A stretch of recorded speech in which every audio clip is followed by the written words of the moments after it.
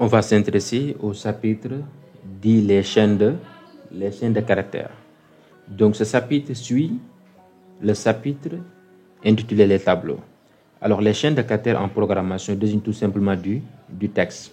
Donc on pourrait créer des variables pour stocker ces chaînes-là, pour stocker ces textes-là. Alors, sans doute qu'une chaîne de caractères renfermera des lettres, n'est-ce pas?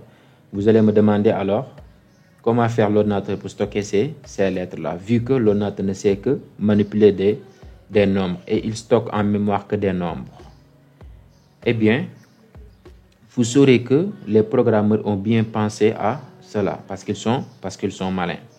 Et on va voir ça, comment procéder pour pouvoir stocker une lettre, par exemple, en mémoire, vu qu'on ne stocke en mémoire que des nombres.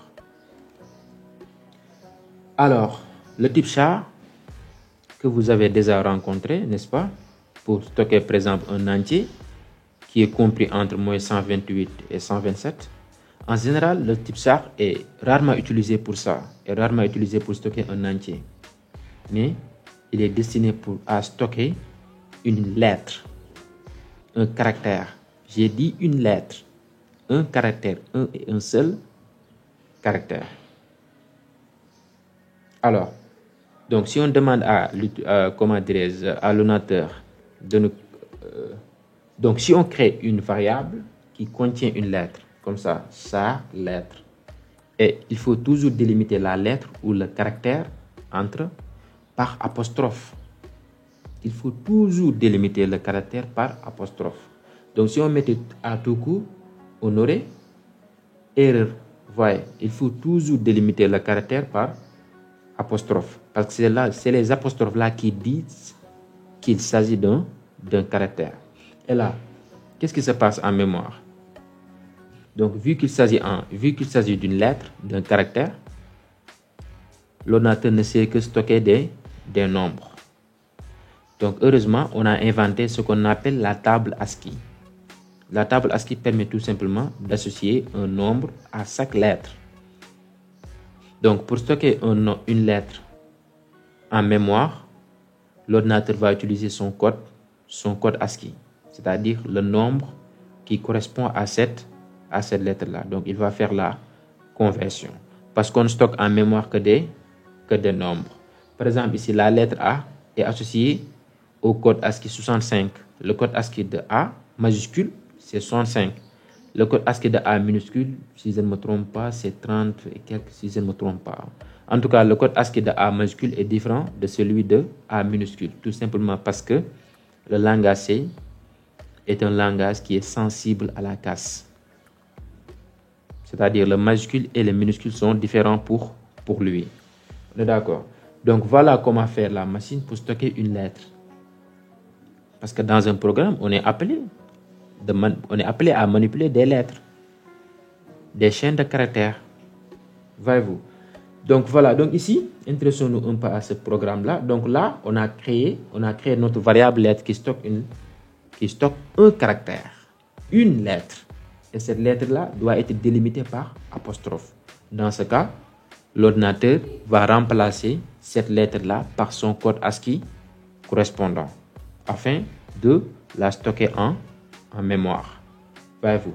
Et là, on a mis printf %d comme format. Et là, on a mentionné la lettre. Qu'est-ce qui se passe? %d ne renvoie pas à la lettre parce qu'on avait vu %d renvoie un entier. N'est-ce pas? On l'utilise pour afficher un entier. Donc, si on met le %d là, ça renvoie le code ASCII qui est associé à cette lettre-là et non cette lettre-là. Du coup, qu'est-ce qu'on aura comme résultat? On aura 65 comme résultat. Parce qu'ici, on a utilisé le format %d. Donc, si on utilise le format %d avec une lettre, avec un caractère, ça renvoie en fait le code ASCII qui correspond à ce caractère-là et non ce caractère-là. Maintenant, comment faire pour afficher ce caractère-là? On va utiliser à la place le format %c. C veut dire caractère. Donc, pour afficher un caractère, on utilise le %c. Un caractère. Voyez-vous, un caractère. Donc, qu'est-ce qu'on aura comme résultat? A majuscule. Donc, ici, avec le type chat, comme je l'ai dit, on stocke un caractère, une lettre, une seule lettre, un seul caractère. Et vous savez très bien qu'un nombre est un caractère aussi. Un nombre est un caractère. Donc, un nombre, comme par exemple 10, non 6 par exemple, 6. Si on met 6 tout court, sans les apostrophes, l'ordinateur va le considérer comme un entier. Maintenant, si on délimite 6 par des apostrophes, l'ordinateur va le considérer comme un caractère. Donc, la marque des caractères, c'est les apostrophes. C'est à ce moment-là que l'ordinateur va utiliser son code ASCII pour la stocker en mémoire. Donc, il faut toujours délimiter nos caractères par apostrophe. Donc, voilà, pour afficher un caractère, on met le pourcentage C. Aussi simple que ça. Donc là, ce programme-là, on a demandé à l'utilisateur de saisir un caractère. Pour la saisie d'un caractère, on utilise le format pourcentage C aussi pour récupérer ce que l'utilisateur a saisi, pour récupérer le caractère que l'utilisateur a saisi. D'accord. Et ce deuxième paramètre-là, vous le savez très bien. Pour le commercial, le nom de la variable, ça correspond tout simplement à l'adresse de la variable lettre. Donc, on stocke directement ce que l'utilisateur a saisi à l'adresse de la variable, directement en mémoire. Et là, ce printf-là sert à afficher le caractère saisi par l'utilisateur. Donc là, si l'utilisateur a saisi C, il aura C comme affichage. Aussi simple que ça. Donc, on utilise pourcentage C, le format pourcentage C pour affichage d'un caractère, de même que pour récupérer la saisie d'un caractère. Aussi simple que ça. Continuons. Maintenant, intéressons-nous aux chaînes de caractères. Je vais dire, voyez le titre, les chaînes comme des tableaux de type char. Une chaîne de caractères n'est rien d'autre qu'une succession de caractères, qu'une séquence de caractères. Donc, on peut dire qu'une chaîne de caractères n'est rien d'autre qu'un tableau de caractères. Bonjour, par exemple. Bonjour renferme des caractères. B-O-N-J-O-U-R. C'est une séquence de caractères. Donc, on peut dire que c'est un tableau de caractères. Maintenant, pour déclarer une chaîne de caractères, on la déclare comme on déclare un tableau. Et ce type de ce tableau-là est char. Donc, on met char, le nom du tableau, crochet, la taille du tableau. Si vous voulez, la longueur de la chaîne. Autrement dit, le nombre de caractères de la chaîne. Donc ici, 5 désigne le nombre de caractères de la chaîne. Le nombre de caractères que va renfermer notre chaîne, ou bien notre tableau, chaîne. Et qu'est-ce qui se passe en mémoire? Ça se passe comme ça se passe avec les tableaux. Aussi simple que ça. Donc, cette déclaration-là va dire au système d'exploitation de nous réserver 5 cases en mémoire. 5 cases contiguës, pas éparpillées. Non, qui sont dressées les unes à la suite des autres. Les cases contiguës pour stocker chacun de nos caractères. Comme lorsqu'il s'agissait d'un tableau d'entier, comme on l'a vu. C'est aussi simple que ça. Voilà donc ce qui se passe en mémoire. Donc, l'ordinateur nous a réservé 5 cases. Et la première case, son adresse est 15 000. Donc, la deuxième case, son adresse sera 15 001, et ainsi de suite, ainsi de suite. La quatrième case, son adresse, la cinquième case plutôt, son adresse sera 15 004. C'est évident vu que les cases sont contiguës. Et là, dans cette case, on stocke un caractère. Dans cette case, on stocke un et un seul caractère à la fois. Pas deux caractères, pas la chaîne en entier, non. Un et un seul caractère. Voilà. Donc, pour stocker salut, on sait très bien que salut renferme 5 caractères. Donc, on va dire à la machine de nous réserver 5 cases. Mais en réalité, ça ne se passe pas comme ça.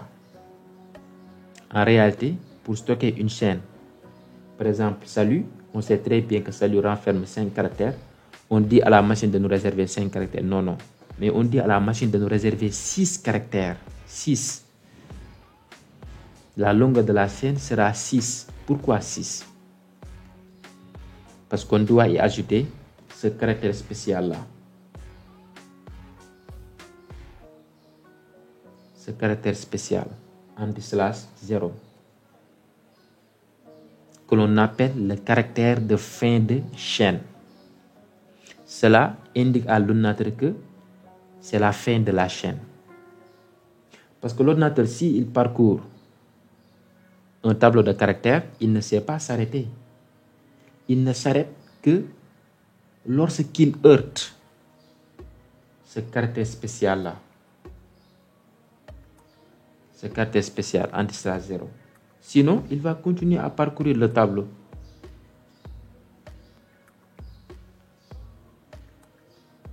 Voilà. Donc, vous avez déjà noté l'utilité de ce fameux caractère-là. Ce caractère de fin de chaîne. Comme son nom l'indique, caractère de fin de chaîne, ça indique à l'ordinateur que c'est là où s'arrête la chaîne. Sinon, l'ordinateur va continuer à lire les autres cases qui ne sont pas destinées peut-être à ce programme, à notre programme. Voyez-vous? Donc, on pourrait avoir des erreurs. Donc, il faut impérativement mettre ce caractère de fin de chaîne. Impératif. Si vous voulez stocker une chaîne qui comporte 10 caractères, alors il faut prévoir 11 caractères. Parce que vous devez prendre en compte le caractère de fin de chaîne, qui est /0. Parce que sans ce caractère, l'ordinateur ne saura pas où s'arrête la chaîne. Est-ce que vous avez saisi? Donc, il faut toujours mettre ce caractère fin de chaîne-là, /0. Le salut, on sait très bien que salut renferme 5 caractères. Eh bien, on va dire à l'ordinateur de nous réserver 6 cases en mémoire. Salut plus le caractère spécial, qui est le caractère de fin de chaîne. Donc, voilà comment on procède en réalité pour créer une chaîne de caractères.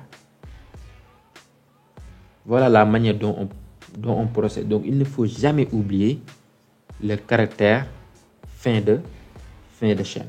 Il faut toujours le mettre. Donc, comme je l'ai dit, si vous comptez créer une chaîne pour stocker 8 caractères, il faut mettre 9 comme taille ou comme longueur de la chaîne. Voyez-vous? Donc, c'est très important. Donc, c'est comme ça que ça se passe en mémoire. Continuons maintenant. On va essayer là d'initialiser, par exemple, notre chaîne. Voyez-vous? Donc, c'est comme ça qu'on initialise notre chaîne. On a créé notre variable chaîne qui renferme 6 parce qu'on veut stocker salut et que salut ne contient que 5 caractères. Voyez-vous? Mais nous, on a pris en compte le caractère spécial qui est /0. Voyez-vous? Donc là, on a commencé par chaîne 0. 1, 2, 3, 4, 5. Parce que, n'est-ce pas, comme on l'a dit, un tableau commence avec l'indice 0. Voyez-vous? Donc, c'est comme ça qu'on fait pour initialiser une chaîne manuellement. Mais après, on va voir comment initialiser une chaîne de manière beaucoup plus simple. Donc, c'est comme ça qu'on procède l'initialisation d'une chaîne manuellement. Il faut toujours mettre le /0 qui est le caractère fin de chaîne.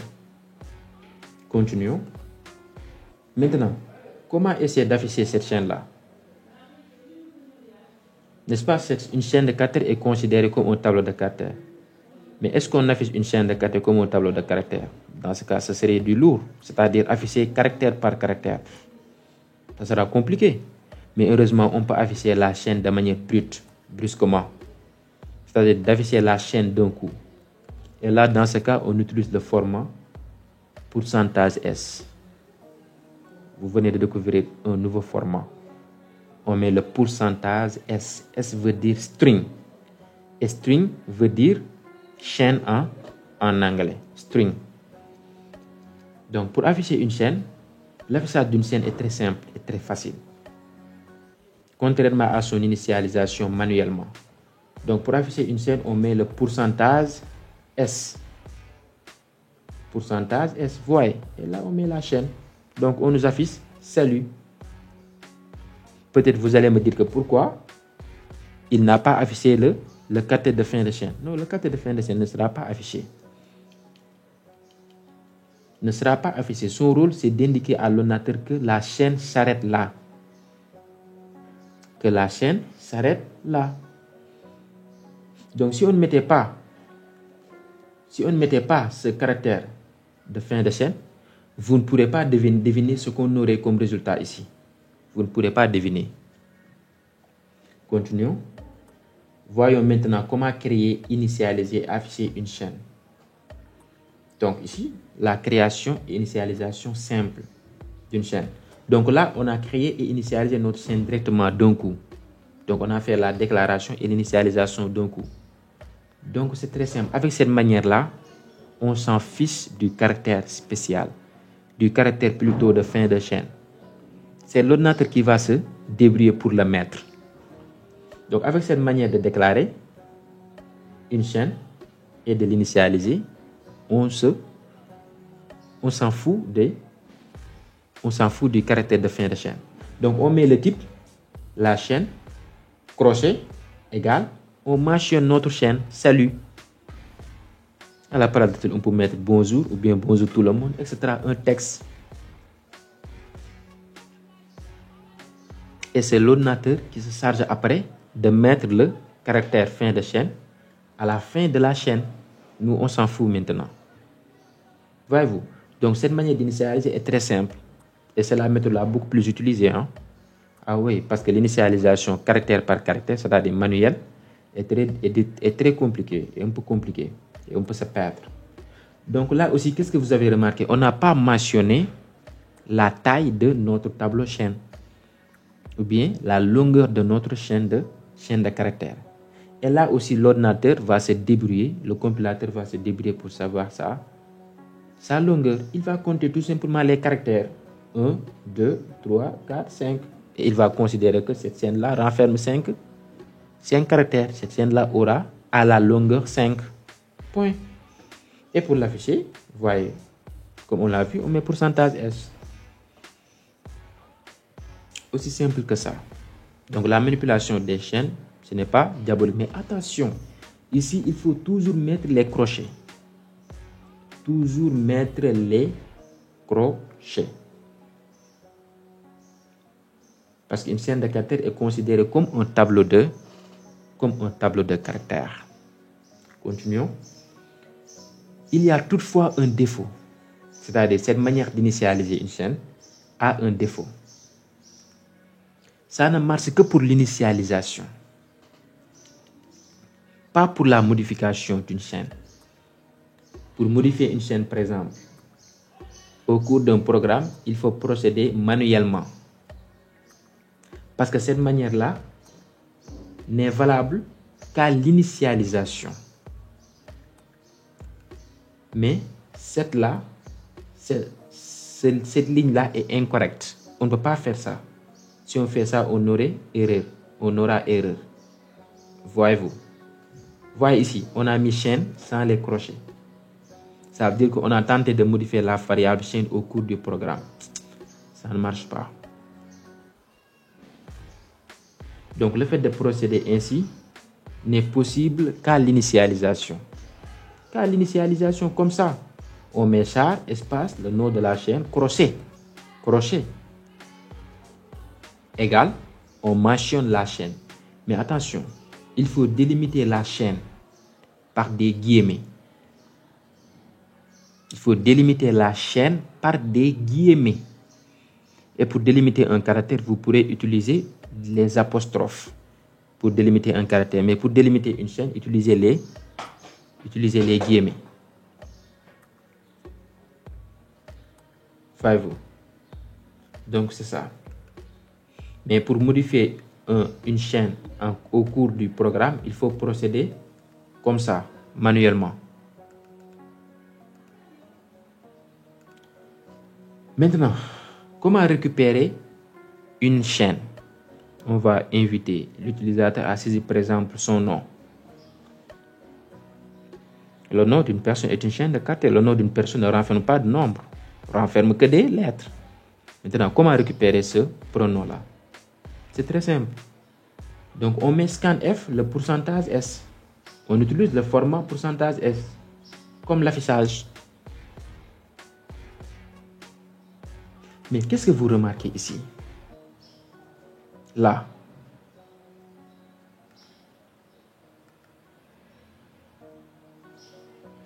Il y a l'absence du symbole commercial. Pourquoi? Parce qu'une chaîne de caractères est considérée comme un tableau. Et on avait dit que le nom du tableau tout court désigne le pointeur. Est un pointeur qui pointe sur le premier élément. C'est pareil ici avec les chaînes de caractères. Donc le nom d'une chaîne tout court désigne un pointeur. Voyez-vous? C'est pourquoi on n'a pas mis ici le pourcentage S. Donc il faut faire très attention. Avec les strings, avec les chaînes de caractères, on ne met pas pas pourcentage, le E commercial. On ne met pas le E commercial. On met juste le nom de la chaîne, le nom du tableau. Mais vous allez me dire aussi que ici, pourquoi 100? Pourquoi 100? Un pronom, par exemple, ne peut pas, peut-être un pronom, même s'il est très long, ne va pas peut-être dépasser 50 caractères ou 25 caractères. Pourquoi 100? Parce que tout simplement, on ne sait pas le nombre de caractères que l'utilisateur va saisir. On ne sait pas le nombre de caractères que l'utilisateur va saisir. On ne sait pas si l'utilisateur va saisir 5 caractères, ou bien 10 caractères, ou bien 15 caractères. On ne sait pas. Dans ce cas, il faut tout simplement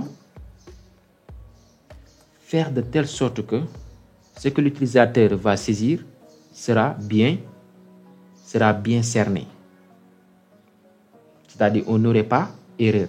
Parce que si vous mettez pronom crossé 6, si vous donnez 6 à la taille de cette chaîne-là, c'est-à-dire la longueur de chaîne 6, et l'utilisateur a tapé 10 par exemple, 10 caractères, on aurait un débordement en mémoire. Dans ce cas, notre programme se plantera.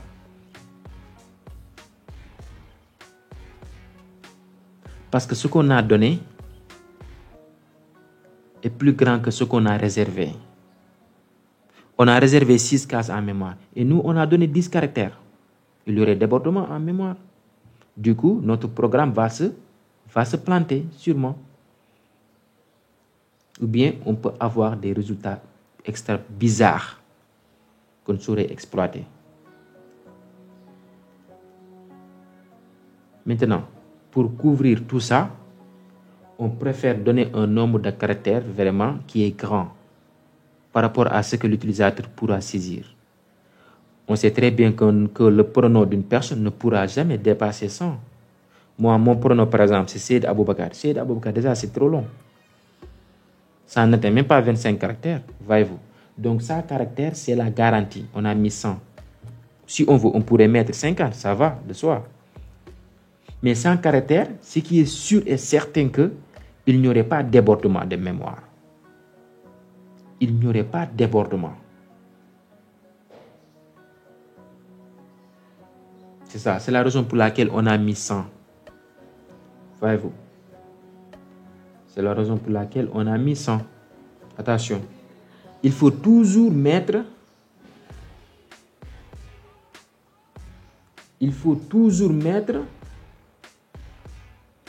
la taille, la longueur de la chaîne, le nombre de caractères de la chaîne. Il faut toujours la mettre lors de la déclaration. Il faut toujours la mettre. D'accord? Vu qu'on demande à l'utilisateur de saisir son pronom et on ne sait pas le nombre de caractères de son pronom, donc mieux vaut penser par exemple à 50 caractères ou à 20 caractères, ou à 100 caractères. tout en sachant que un pronom d'un être humain ne peut pas dépasser 100 caractères. C'est la garantie. C'est juste pour permettre d'éviter le débordement en mémoire. C'est juste ça. Et pour récupérer la chaîne saisie par l'utilisateur, on utilise le format %S. Comme pour l'affichage, vous voyez ici l'affichage. On a mis salut, %S, virgule bienvenue. Donc, qu'est-ce qu'on aura comme résultat? Si je tape par exemple Seyd Aboubakar, on aura salut Seyd Aboubakar, virgule bienvenue. Aussi simple que ça. Donc, si vous créez une chaîne de caractères, pensez bien au nombre de caractères que l'utilisateur va saisir. Parce que vous allez initialiser cette chaîne-là à travers la saisie de l'utilisateur. Et vous ne savez pas plutôt le nombre de caractères que l'utilisateur va saisir. Vous ne savez pas. Donc, mettez un nombre de caractères, c'est-à-dire mettez une taille un peu grande pour pouvoir couvrir tout ce que l'utilisateur va saisir. Parce qu'ici, si l'utilisateur a fait exprès de saisir un nom, un pronom par exemple, qui renferme 50 caractères, on n'aura pas de problème.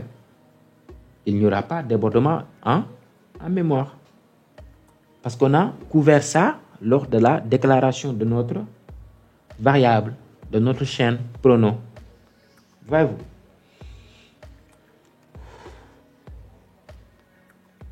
Maintenant, intéressons-nous à la manipulation de certaines fonctions dédiées aux chaînes de caractères. Alors, on va essayer de manipuler les chaînes de caractères à travers des fonctions. Et ces fonctions-là, les fonctions qui nous permettent de manipuler les chaînes de caractères, se trouvent au niveau de la librairie string.h. Vous vous souvenez des librairies standards stdio, standard input output.h, n'est-ce pas? Et stdlib. Vous vous en souvenez? Eh bien, ici, pour manipuler les chaînes de caractères à travers des fonctions, on va importer cette librairie-là, string.h. Donc, il faut l'importer comme on importe les autres librairies, comme on sait le faire. On va inclure cette librairie-là, cette bibliothèque-là, pour pouvoir utiliser ces fonctions. Sinon, l'ordinateur va nous dire qu'il n'a pas reconnu ces fonctions. Aussi simple que ça. Parce qu'il ne sait pas où se trouvent ces fonctions. Donc, il faut impérativement importer cette librairie. Alors, ici, cette librairie-là, on va essayer de voir les principales fonctions. Parce que cette librairie a été conçue uniquement pour manipuler les chaînes de caractères. On ne va pas voir toutes ces fonctions dans ce cours. On va juste voir quelques-unes, les principales, disons. Comme ici, str, len. Str, vous voyez, ces fonctions-là commencent toujours par str. Str veut dire string. Et string, comme je l'ai dit, veut dire chaîne. Donc, str, len, ça veut dire string length. Length, c'est longueur en français. Donc, str, len, string length, renvoie tout simplement la longueur de la chaîne de caractères. Si vous voulez la taille de la chaîne. Le nombre de caractères de la chaîne. strcpy, ça veut dire string copy. String copy. Copy, comme son nom, c'est copier en français. Donc, pour copier une chaîne dans une autre, si on veut copier une chaîne dans une autre, eh bien, on utilise la fonction strcpy, c'est-à-dire string copy. On va voir leurs utilisations tout à l'heure. Pour concaténer deux chaînes de caractères, on utilise string catenate. Catenate veut dire concaténer en français. String catenate pour concaténer deux chaînes. Pour comparer deux chaînes, on utilise string compare. Voilà, string strcmp, qui veut dire string compare, pour comparer deux chaînes de caractères, pour voir si ces deux chaînes-là sont identiques ou non. strchr, peut-être ça veut dire string search, pour rechercher un caractère dans une chaîne. Cette fonction permet tout simplement de voir si ce caractère-là existe dans la chaîne. str, ça veut dire string, pour rechercher une chaîne dans une autre. On va voir si cette chaîne-là existe bel et bien dans cette chaîne. Si la chaîne 1 existe dans la chaîne 2. Voilà. Et sprintf, c'est comme printf, hein? Sprintf, mais là il y a le S. Et le S veut dire string, chaîne. Ça permet juste pour écrire dans une chaîne. Printf permet d'écrire à l'écran. Par contre, sprintf permet d'écrire dans une chaîne. Alors, essayons de voir la mise en pratique de chacune de ces fonctions-là. Mais avant tout, il faut inclure, comme je l'ai dit, il faut inclure cette librairie. Sinon, si on tape la fonction, le compilateur va nous dire qu'il n'a pas reconnu cette fonction. Parce qu'il ne sait pas où aller trouver cette fonction-là. Donc, il faut toujours importer la librairie concernée. Alors, intéressons-nous à la fonction string_length. Comme je l'ai dit, cette fonction renvoie tout simplement à la longueur d'une chaîne. Donc, voilà le prototype de cette fonction. Vous savez ce que ça veut dire, le prototype, n'est-ce pas? Donc, voilà le prototype de cette fonction. Peut-être vous allez impressionner par cette... Vous allez être impressionné de ce type-là, le type de retour, size_t. Size_t n'est rien d'autre qu'un type. Mais par contre, qui n'est pas comme les types de base, un int, double, float. Non, il n'est pas un type de base, mais plutôt un type inventé, un type que l'on a créé. On va voir dans l'un des chapitres à venir comment créer nos propres types. Parce que ça, c'est un type que l'on a inventé. Size_t, en réalité, c'est comme un entier. C'est comme un entier. Donc, pour stocker ce que renvoie cette fonction, on peut créer une variable de type entier, de type int. Et le compilateur va effectuer la conversion, va convertir size_t en entier, en int. Bien vrai que pour être beaucoup plus rigoureux, on peut mettre size_t comme type de la variable pour stocker ce que renvoie cette fonction. Mais si on met int, ça suffit. Ça va aller, ça va marcher. Donc là, size_t, c'est le type de retour de cette fonction, qui n'est rien d'autre qu'un type inventé. Après, on va inventer nos propres types dans un des chapitres à venir. Ne vous inquiétez pas. Donc, string_length, c'est le nom. Et cette fonction prend comme argument, comme paramètre, la chaîne. La chaîne dont on veut connaître sa longueur, son nombre de caractères. Et qu'est-ce que vous avez noté ici? Le mot-clé const veut dire quoi? Que cette fonction string_length s'interdit de modifier la chaîne qu'on lui donne en paramètre. Elle ne modifie pas la chaîne qu'on lui donne en paramètre, mais elle se contente juste de renvoyer son nombre de caractères, de renvoyer sa longueur. C'est ça ce que ça veut dire. C'est ça le rôle de cette constante-là. Const veut dire constante. S'il y a constante, ça veut dire quoi? Impossible de modifier la valeur. Donc là, char étoile, chaîne. À la place de char étoile, chaîne, on pourrait mettre char, chaîne, crochet. C'est identique. Vu que chaîne est un pointeur. N'est-ce pas? Vu que chaîne est un pointeur. Donc, comme on l'a vu avec les tableaux, donc à la place de char astérix, espace chaîne, on pourrait mettre char, espace chaîne, crochet. C'est identique. C'est pareil. Parce que chaîne tout court, c'est un pointeur. Comme un tableau. Le nom d'un tableau est un pointeur. Donc voilà le prototype de cette fonction string_length qui sert tout simplement de renvoyer la longueur d'une chaîne de caractères. Donc, il faut donner cette longueur-là, pardon.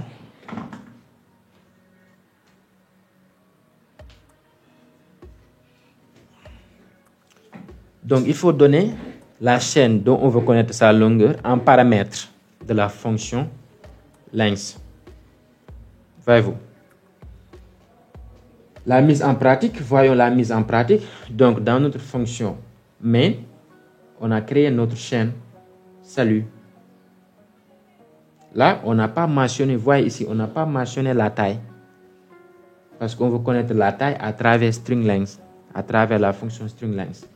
Donc là, on a créé une variable pour stocker tout simplement ce que renvoie cette fonction. Et cette variable est de type int. Comme je l'ai dit, ça ne gêne pas. Voyez-vous. Et là, cette instruction, vous savez, vous maîtrisez cette instruction. On stocke ce que renvoie la fonction string length. Voyez-vous.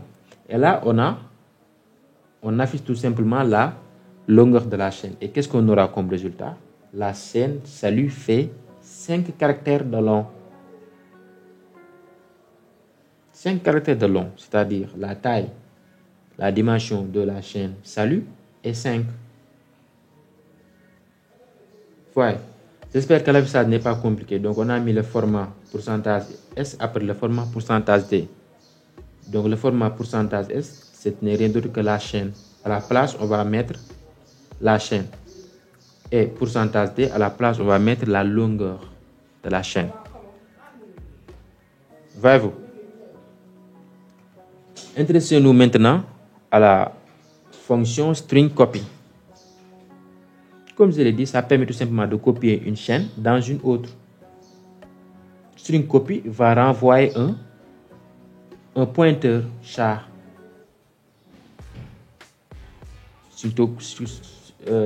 String copy va renvoyer un pointeur char.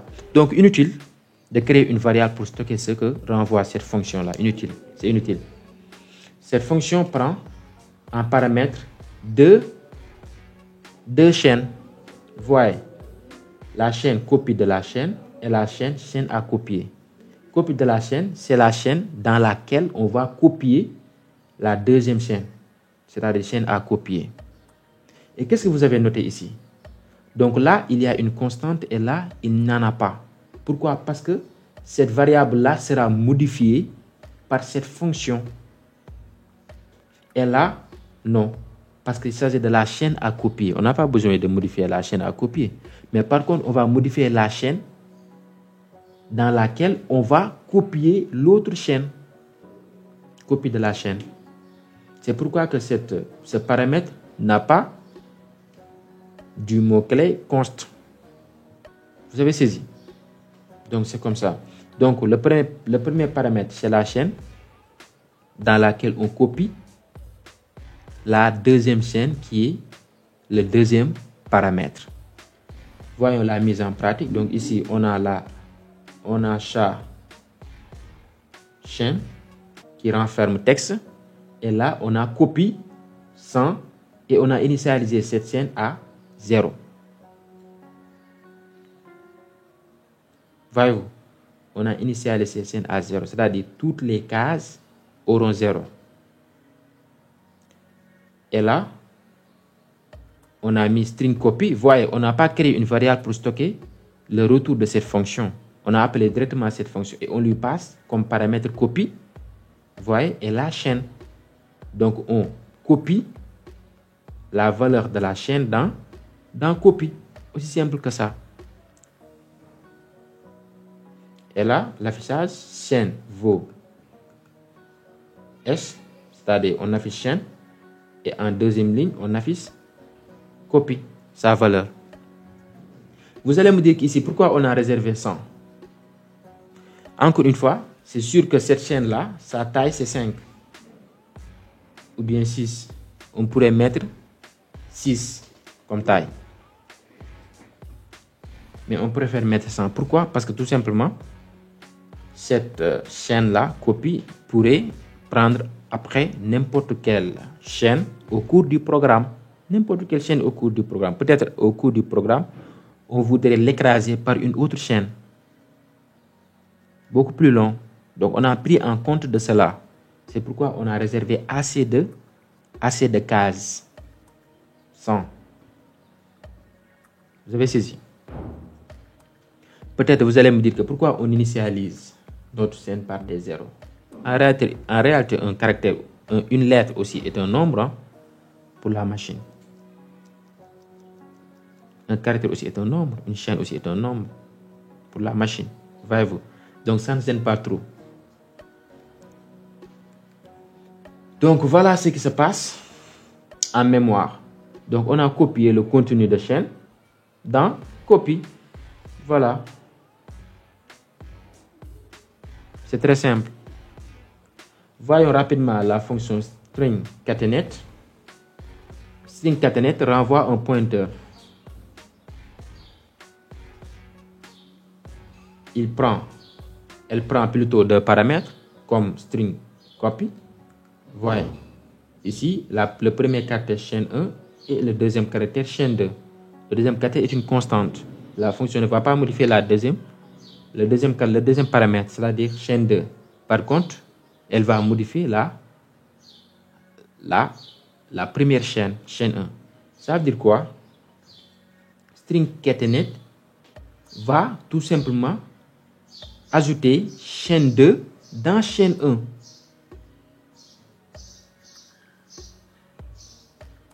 Voyez-vous, peut-être chaîne 1 avait déjà un contenu. Il va ajouter chaîne 2 dans chaîne 1.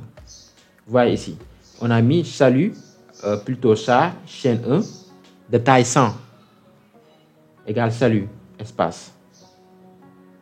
Déjà, cette chaîne-là renferme quelque chose déjà. Et là, on a mis chaîne 2, monsieur point 0, monsieur point plutôt.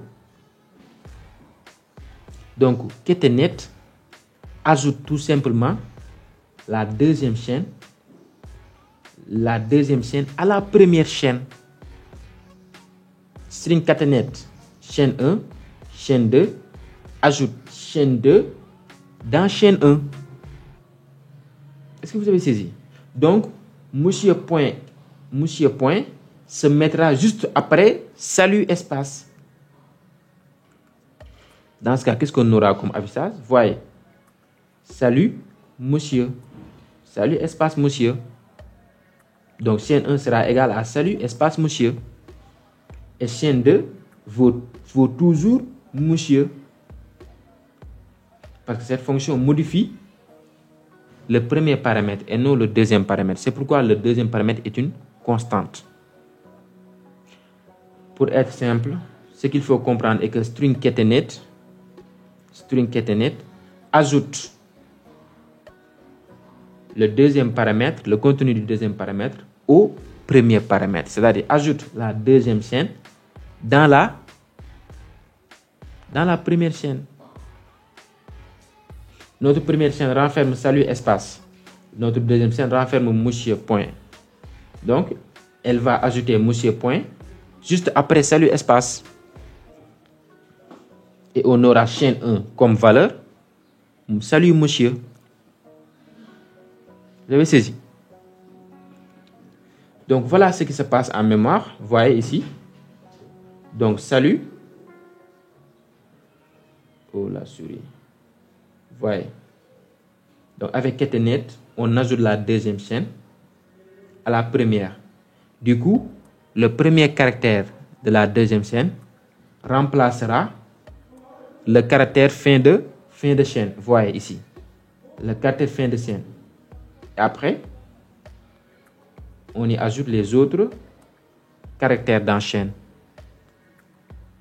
Du coup, ce caractère fin de chaîne là va se positionner là. Parce que le M, sa place ici sera là, au niveau de la chaîne 1. Le R, là. Le point, là. Donc sûrement, le caractère fin de chaîne va se positionner ici. Donc on aura salut monsieur au niveau de la chaîne 1. Donc voilà ce qui se passe en mémoire avec string catenate. C'est très simple, son usage est très simple. Et on n'a pas besoin de créer une variable de type pointeur pour stocker ce que renvoie cette fonction. Parce qu'une fois que l'on a appelé cette fonction, eh bien, cette fonction va modifier automatiquement la première chaîne qui est passée à paramètre, qui est passée en argument. Intéressons-nous à string compare. Ouf, je commence à être fatigué là. Donc, string compare permet tout simplement de comparer deux chaînes pour voir si elles sont identiques ou pas. String compare va renvoyer un entier. Et cet entier-là va renfermer 0. Je veux dire, cette fonction va retourner 0 si les deux chaînes sont identiques, si chaîne 1 et chaîne 2 sont identiques. Ou bien autre chose, un nombre différent de 0, si chaîne 1 et chaîne 2 ne sont pas identiques, aussi simple que ça. Et cette fonction prend deux constantes. Donc les chaînes passées en paramètres sont des constantes, parce que cette fonction ne modifiera pas ces chaînes-là, aucune de ces chaînes-là. Elle se contente uniquement à faire la comparaison afin de dire si ces deux chaînes sont identiques ou non. Ces deux chaînes sont identiques lorsque cette fonction renvoie 0 comme valeur, comme retour. Si la fonction renvoie autre chose que 0, ça veut dire que les chaînes ne sont pas identiques. Voyons un peu la mise en pratique. Donc ici, on a notre chaîne 1 qui renferme bonjour, point d'exclamation, et notre chaîne 2 qui renferme bonjour, point d'exclamation. Voyez, ces deux chaînes sont identiques. Donc, on vérifie si le résultat de la fonction est égal à 0. Si c'est égal à 0, ça veut dire que les chaînes sont identiques. On affiche les chaînes sont identiques. Sinon, on affiche les chaînes ne sont pas identiques. Aussi simple que ça. Donc, qu'est-ce qu'on aura comme résultat? Les chaînes sont identiques. Mais notez très bien qu'ici, si on avait mis bonjour là, avec B minuscule, dans ce cas, les chaînes ne seront pas identiques. Parce que comme je l'ai dit, le langage C est sensible à la casse. Le B majuscule est différent de B minuscule. Voyez-vous? Mais qu'est-ce qui se passe en réalité? La fonction compare tout simplement les caractères un à un des deux chaînes. Si les caractères sont identiques, elle renvoie 0, qui veut dire que les caractères sont identiques. Si la chaîne 1, si les caractères de la chaîne 1 sont supérieurs au caractère de la chaîne 2, elle va renvoyer un nombre positif. Sinon, elle va renvoyer un nombre négatif. Voilà. Mais nous, ce qui nous intéresse, c'est juste de voir si le résultat de la fonction est égal à 0. Si c'est égal à 0, ça veut dire que les chaînes sont identiques. Sinon, les chaînes ne sont pas identiques. On s'en fiche de ce que renvoie cette fonction, autre que 0. Voyez-vous, vous avez saisi. Donc, c'est comme ça qu'on exploite la fonction string compare. Waouh. Ce tour de fonction-là, string CHR, pour rechercher un caractère. Donc, on recherche un caractère dans une chaîne. On va savoir si le caractère D existe dans la chaîne, par exemple, texte de test. Ou bien, on va voir si le caractère N existe dans la chaîne bonjour tout le monde. Dans ce cas, on va utiliser la fonction string CHR. CSS, peut-être ça signifie search, qui veut dire recherche. Donc, cette fonction renvoie un pointeur. Ce pointeur-là pointe sur le premier caractère trouvé. Cette fonction renvoie un pointeur. Ce pointeur sera nul si le caractère ne se trouve pas dans la chaîne.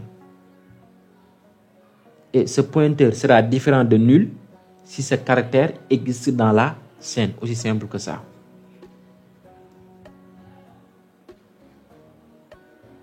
Et cette fonction prend deux paramètres, deux arguments. Une chaîne qui est une constante et un entier. Et le caractère à rechercher. Vous allez dire que pourquoi on a mis int au lieu de char. En réalité, un caractère aussi est un nombre. Comme je l'ai dit, un caractère aussi est un nombre. Donc ici, on peut bien mettre un int. Mais à la place, on pourrait mettre char. Mais vous, si vous voulez stocker un caractère, il faut utiliser le type char, pas un int. Mais ça ne gêne pas. Parce qu'en mémoire, on stocke des nombres. C'est pourquoi on peut utiliser un int pour stocker un caractère. Mais quand même, pour être beaucoup plus précis, il faut utiliser le type char pour stocker un caractère. Mais cette fonction a utilisé un int. Voyez-vous. Donc là, on va mettre notre caractère entre apostrophes.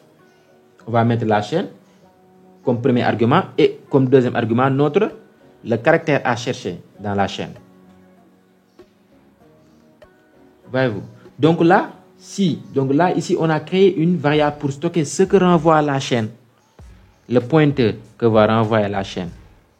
Si ce pointeur est égal à nul, ça veut dire que le caractère, j'ai dit tout le temps la chaîne, la fonction plutôt. On crée une variable pour stocker ce que renvoie la fonction. Si cette variable-là, c'est un pointeur, si cette variable-là est égale à nul, ça veut dire que le caractère ne se trouve pas dans la chaîne. S'il est égal à autre chose que nul, c'est-à-dire si elle est différente de nul, ça veut dire que le caractère existe bien et bien dans la chaîne. C'est pourquoi on a mis ici que si suite chaîne, qui stocke ce que renvoie la fonction string shell, est différent de nul, ça veut dire que ce caractère se trouve dans la chaîne. Et on aura comme résultat ici, ce caractère se trouve dans la chaîne. Parce que tout simplement, le caractère D existe bien et bien dans la chaîne texte de test. Si on avait mis Y, Y ne se trouve pas dans texte de test. Dans ce cas, suite chaîne sera égal à nul. Donc, on n'aurait pas ce caractère se trouve dans la chaîne comme affichage. On n'aurait rien comme affichage, vu qu'il n'y a pas une alternative. Il n'y a pas de else. Il n'y a pas de sinon. Donc, vous avez saisi. C'est comme ça qu'on utilise la fonction string search. C'est très simple. Ça prend deux paramètres. La chaîne et le caractère. La chaîne dans laquelle on veut chercher la présence de ce caractère-là, qui est le deuxième paramètre. Et cette fonction renvoie un pointeur qui pointe sur le caractère s'il est trouvé dans la chaîne. S'il est trouvé. Sinon, ce pointeur aura comme valeur nulle. Continuons. Donc voilà, chaîne est un pointeur comme un tableau qui pointe sur le premier élément du tableau. Suite chaîne est un pointeur qui pointe sur le premier caractère trouvé. Voyez-vous, comme je l'ai dit. Suite chaîne pointe sur le premier caractère trouvé. Voyez-vous. Intéressons-nous maintenant à la dernière fonction. String. Donc string permet de rechercher une chaîne dans une autre chaîne. Cette fonction, donc là, à la place de string search, je devais mettre string. Comme ça. Ouais. Cette fonction prend deux paramètres, deux constantes, qui sont des pointeurs évidemment, qui pointent sur les chaînes. Donc prend deux chaînes. Chaîne 1, chaîne et chaîne à rechercher. Donc le premier paramètre, c'est la chaîne dans laquelle on cherche une autre chaîne. Et le deuxième paramètre, c'est la chaîne à rechercher. On est d'accord? Et cette fonction renvoie un pointeur qui pointe sur la première occurrence de la chaîne à rechercher. Voyons un exemple pour comprendre beaucoup plus la fonction string. Donc voilà, la fonction string prend comme premier paramètre salut tout le monde et comme deuxième paramètre tout. Ça veut dire quoi? on va chercher, on va essayer de voir si tout existe bel et bien dans la chaîne salut tout le monde. Alors, si cette fonction renvoie quelque chose qui est différent de nul, ça veut dire que tout se trouve dans la chaîne. Par contre, si elle renvoie nul, ça veut dire que tout ne se trouve pas dans la chaîne. Et là, on voit très bien que tout se trouve dans la chaîne. Donc, qu'est-ce qu'on aura comme résultat? Tout se trouve dans la chaîne. Parce que tout se trouve bel et bien dans la chaîne. Salut tout le monde. Voyez-vous? Donc, cette fonction renvoie le pointeur qui pointe sur la première occurrence de la scène, qui est tout. Donc, le pointeur va se pointer sur le T là, va contenir l'adresse de ce T là. Vous voyez? Voilà. Mais nous, ce qui nous importe, c'est de voir si tout existe bel et bien dans la chaîne. Donc, ce que renvoie la fonction string, si ce que renvoie la fonction string est différent de nul, dans ce cas, ça veut dire que la chaîne, tout existe bel et bien dans la chaîne. Salut tout le monde. Aussi simple que ça. Aussi simple que ça. Ça reste encore. Oh. Bon. Ça reste la fonction sprintf. Comme je l'ai dit, sprintf, c'est comme la fonction printf. Hein. C'est ce que là, la fonction printf écrit à l'écran. Par contre, sprintf écrit dans une chaîne. Sprintf écrit dans une chaîne. Donc, avec S, mais notez très bien que sprintf ne se trouve pas dans la librairie string.h, dans la librairie string, mais plutôt dans la librairie stdio. Comme printf se trouve dans cette librairie-là, stdio, c'est-à-dire standard input output, si je ne me trompe pas. Et sprintf aussi se trouve dans cette librairie. Donc printf et sprintf se trouvent dans la même librairie, stdio.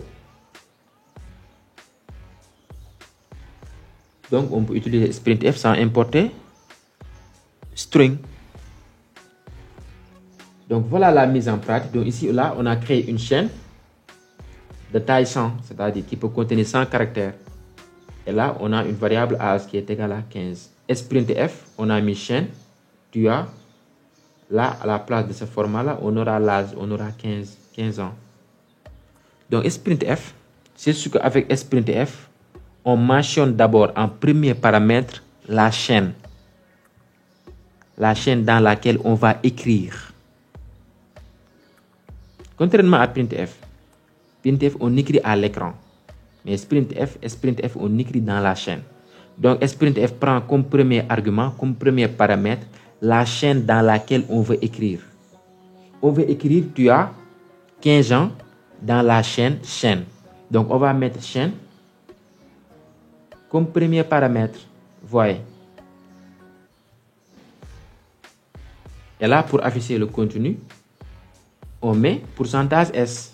Parce que chaîne, la variable chaîne est une chaîne de caractères, c'est un tableau de caractères. Et qu'est-ce qu'on aura comme résultat? Tu as 15 ans. Donc là, on aura comme résultat, tu as 15 ans.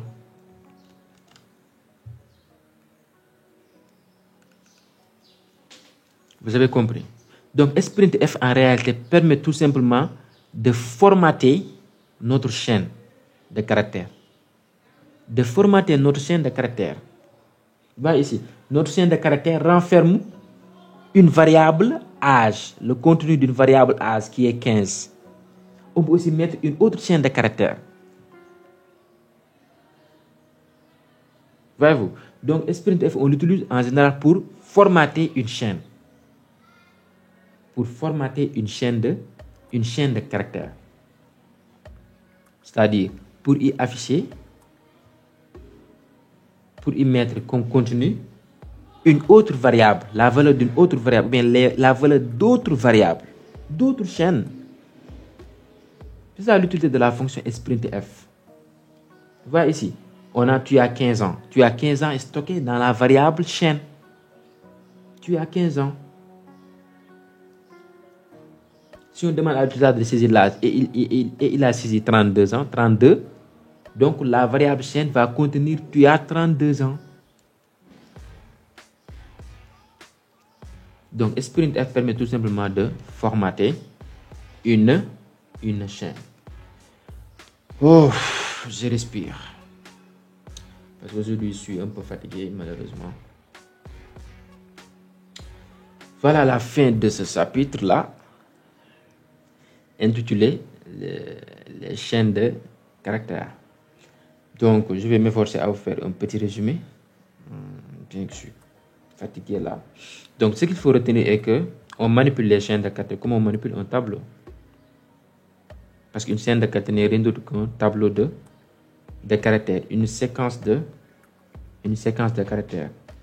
Pour afficher une chaîne de caractères, on utilise le format pourcentage %S. Pour afficher un caractère, on utilise le format pourcentage %C.